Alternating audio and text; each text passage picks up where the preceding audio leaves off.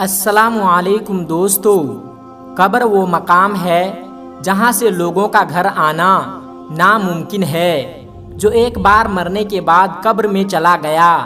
تو پھر وہ قیامت کو ہی اٹھایا جائے گا،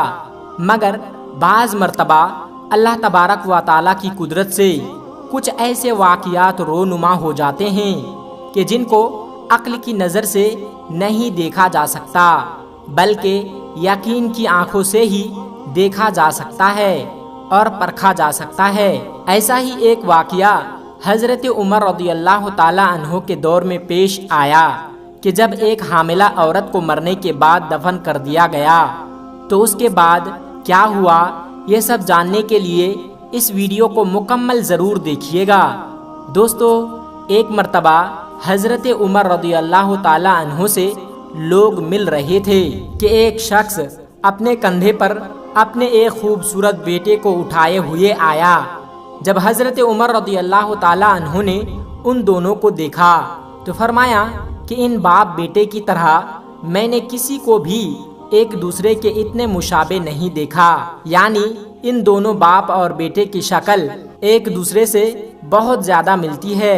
اس شخص نے یہ سن کر کہا کہ باخدا اس کی ماں نے اس بچے کو موت کے بعد جنم دیا ہے، جو کہ اپنے آپ میں ہی حیران کن ہے۔ تو یہ بات سننے کے بعد حضرت عمر رضی اللہ تعالیٰ عنہ نے یہ بات کہی کہ مجھے پورا واقعہ بتاؤ کہ اصل میں بات کیسے پیش آئی۔ تو اس بات کے اوپر وہ جو شخص تھا وہ یہ بات بتانے لگا کہ مجھے اپنے گھر کو چھوڑ کر جنگ میں شامل ہونا تھا، اور ایسے وقت میں میری بیوی حاملہ تھی، یعنی پیٹ سے تھی، اور مجھے یہ بات معلوم تھی کہ چند دنوں کے اندر میری اولاد دنیا کے اندر آنے والی ہے، لیکن مجھے جنگ میں جانا بہت ضروری تھا۔ تو ایسے وقت میں جب میں اپنے گھر سے نکل رہا تھا تو اس وقت میں اللہ کی بارگاہ میں حاضر ہوا اور ہاتھ اٹھا کر دعا مانگی اور یہ بات کہی کہ اے اللہ، میں جنگ میں جا رہا ہوں اور مجھے نہیں معلوم کہ میں صحیح سلامت لوٹوں گا یا نہیں، تو اے اللہ میری بیوی کے پیٹ میں جو اولاد پل رہے ہیں اسے سلامت رکھنا، اس کو اپنے امان میں رکھنا۔ یہ بات کہہ کر جنگ میں چلا گیا، لیکن جیسے ہی میں گیا اس کے بعد اس کی ماں بہت بیمار پڑ جاتی ہے اور کچھ دنوں کے اندر ہی وفات پا جاتی ہے۔ اس کے بعد میری بیوی کو جنت البقیع جو مدینہ منورہ میں ہے وہاں دفن کر دیا گیا، جبکہ وہ حاملہ تھی اور لوگوں کو یہ لگا کہ ان کی پیٹ میں جو بچہ ہے وہ بھی مر چکی ہے، اور اس چیز کو عمل میں لا کر اس کی ماں کو قبر کے اندر دفن کر دیا گیا۔ لیکن جب میں جنگ سے لوٹ کر آیا اور مجھے لوگوں نے یہ بات بتائی کہ میری بیوی کا انتقال ہو گیا ہے، وہ دنیائے فانی کو چھوڑ کر رخصت ہو چکا ہے، تو میں بہت ہی زیادہ غمگین ہو گیا اور پریشانی کے عالم میں کھو گیا اور اس چیز کو سوچنے لگا۔ ہر پل یہی سوچ رہا تھا کہ اب میں کروں تو کیا کروں، یعنی میرا کوئی سہارا نہیں تھا، اور پھر میں اکیلا رہ گیا، اور پھر میرے دل میں ہمیشہ یہ خیال آتا کہ اگر میری اولاد ہوتی تو اس کے سہارے میں اپنی زندگی گزار لیتا۔ اور پھر دوستو، یہ چیز وہ سوچتے ہوئے اپنے دوستوں کے پاس گیا اور ان کے سامنے اس نے اپنی پریشانی بتائی کہ میں کس طرح سے پریشان ہوں، مجھے ذرا بھی قرار نہیں، جہاں پر میری بیوی کو دفن کیا گیا ہے مجھے اس جگہ پر لے چلو تاکہ میں جان سکوں کہ اس کی قبر کہاں پر موجود ہے۔ تو یہ بات سننے کے بعد جتنے بھی اس کے ساتھی تھے وہ سبھی کے سبھی جنت البقیع میں اسی مقام پر گئے، اور وہاں جانے کے بعد اس کی قبر کے پاس جا کر بیٹھ گئے، اور بہت ہی غور و فکر میں وہ شخص ڈوب گیا کہ کس طرح میری زندگی تھی اور کس طرح میں آج تنہا ہو گیا۔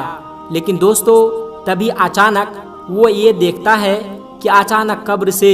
ایک روشنی آنے لگی، اور یہ چیز دیکھنے کے بعد میں بہت زیادہ حیران ہو گیا، اور فوراً میں نے اپنے دوستوں سے یہ بات کہی کہ اصل وجہ کیا ہے، یعنی قبر سے روشنی کیوں آ رہی ہے۔ تو اس بات کو سننے کے بعد جو میرے دوست تھے وہ یہ بات کہنے لگے کہ جب سے تمہاری بیوی کو ہم نے اس قبر کے اندر دفن کیا ہے تب سے ہی یہ ماجرا پیش آ رہا ہے کہ اچانک سے اسی قبر سے روشنی پھوٹنے لگتی ہے، نہ جانے کیا بات ہے، اور ہم نے اس قبر کو اب تک اسی وجہ سے نہیں کھولا ہے کیونکہ یہ تمہاری بیوی ہے، اور ہم یہ چاہتے تھے کہ جب تک تم جنگ سے واپس لوٹ کر نہیں آ جاتے تب تک اسے نہیں کھولا جائے گا، اور ہم تمہیں یہ ماجرا بتانے والے ہی تھے۔ اس کے بعد اب تم اپنی مرضی سے قبر کو کھولو۔ اور یہ بات سننے کے بعد وہ شخص بڑا ہی حیران ہوتا ہے اور وہ سبھی دوستوں کے ساتھ مشورہ کرتا ہے کہ آج میں اس قبر کو کھولوں گا اور آخر جانوں گا کہ یہ روشنی کس وجہ سے آ رہی ہے۔ تو دوستو، اس کے بعد وہ شخص فوراً اپنے گھر کی طرف روانہ ہو گیا اور بہت سارا سامان اپنے ساتھ لیا جس سے وہ قبر کی کھدائی کر سکے۔ جب وہ واپس قبر کے پاس پہنچا تو اس نے یہ دیکھا کہ قبر پھٹ چکی تھی اور اس میں ایک بچہ نظر آ رہا تھا جو صحیح سلامت تھا۔ جب وہ شخص قبر کے اندر اترا تو اسے غائب سے آواز آئی کہ اے بندہ خدا، تو نے اللہ کی امان میں اپنے بچے کو رکھا تھا، اپنے بچے کی سلامتی کے لیے تو نے دعا کی تھی اور ہم پر توکل کر کے جنگ پر گئے تھے، اسی وجہ سے اللہ نے تیری اولاد کو صحیح سلامت رکھا، اسے کچھ بھی نہیں ہونے دیا، جبکہ تیری بیوی کی موت واقع ہو گئی۔ اگر تو جنگ پر جانے سے پہلے اپنی بیوی کے حق میں بھی دعا کرتا تو اسے بھی ہماری امان میں دے دیتا کہ اے اللہ میری بیوی کو بھی سلامت رکھنا اور میرے بچے کو بھی سلامت رکھنا، تو ایسے وقت میں تیری بیوی بھی امن و امان میں رہتی، وہ بھی آج حیات ہوتی، لیکن تم نے اپنی بیوی کے لیے زندگی کی دعا نہیں مانگی، اللہ کے امان میں نہیں دیا، اسی وجہ سے تیری بیوی کی وفات ہو گئی، لیکن تو نے اپنے بچے کے لیے دعا کی تھی، اس وجہ سے تیرا بچہ بالکل صحیح سلامت ہے۔ دوستو، اس کے بعد وہ شخص قبر سے اپنے بچے کو نکالتا ہے۔ جب وہ اپنے بچے کو دیکھتا ہے تو حیران رہ جاتا ہے کہ اس کے بچے کی شکل ہو بہو اسی سے ملتی ہے، جو کہ اللہ کی ایک بہت بڑی قدرت ہے۔ میرے دوستو، دیکھا آپ نے کس طرح اللہ کا کرشمہ لوگوں نے دیکھا اور کس طریقے سے اپنے بچے کے لیے دعا کر کے گیا تھا کہ اے اللہ میرے بچے کو سلامت رکھنا، امن و امان میں رکھنا، اور پھر وہ بچہ اس کو کچھ بھی نہیں ہوا، باوجود اس کے کہ اس کی ماں کو قبر میں دفن کر دیا گیا تھا اور کئی دن گزر گئے تھے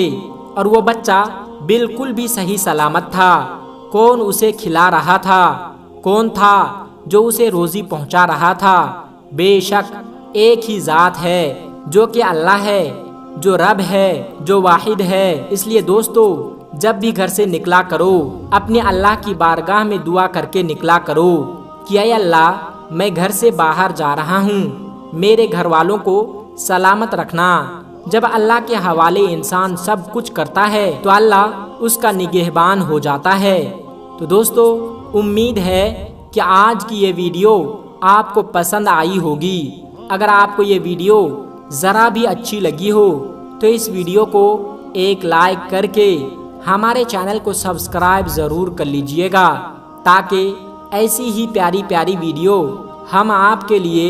ہر روز لاتے رہیں۔ تب تک اپنا اور اپنوں کا بہت زیادہ خیال رکھیے گا۔ السلام علیکم ورحمۃ اللہ وبرکاتہ۔